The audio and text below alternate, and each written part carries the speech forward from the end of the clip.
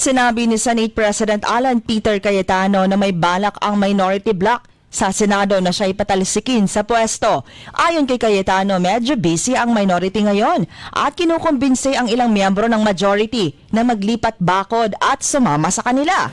Expected na daw yan ayon sa kanya. Katunayan, ang pagkumbinse sa ilang kasamahan niya sa majority ay may kasamang pananakot at panunuhol ng milyong-milyong halaga. Nakikita ni Cayetano na posibleng nasa likod nito ang Malacanang.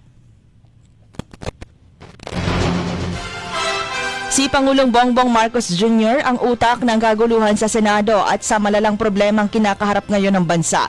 Sinabi ito ni Vice President Sara Duterte. Aniya, determinado si PBBM na makuha si Senator Bato at all cost. Kahit may mamatay, matupad lang ang balak niyang ipadala sa The Hague sa Senator Bato tulad ng ginawa kay dating Pangulong Duterte. Isa ito sa mga estratehiya ng Malacanang na siya'y mapatalsik at magkaroon ng Constituent Assembly para baguhin ang Constitution at manatili siya sa pwesto. Samantala, nais ni Senator Bato de la Rosa na sa PNP magpa-custody sa halip na sa Senado. Feeling niya ay mas safe siya sa kamay ng PNP kaysa sa kamay ng NBI.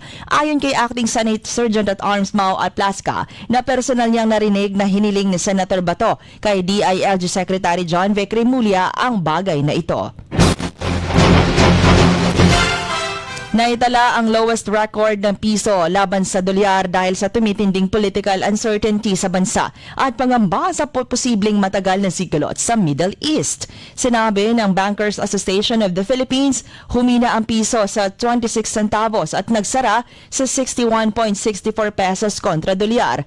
Mas mababa ito sa dating all-time closing low na 61.567 pesos noong April 29, 2026.